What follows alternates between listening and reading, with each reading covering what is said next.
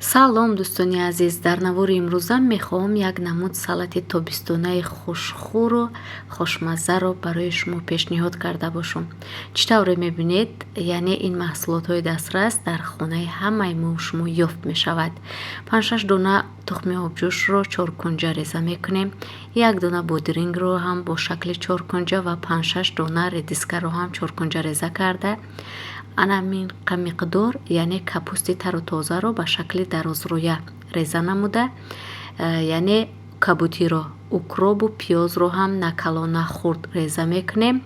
чӣ тавре дидед, лубии консерва ва майонезро ҳамроҳ карда ҳамаашро хуб омехта мекунем. Як салати бениҳоят бомаззаи хуштаъм яъне омода мешавад. бӯиш чӣ бошед дӯстони азиз, наворҳои кӯтоҳи моро пайгирӣ намоед.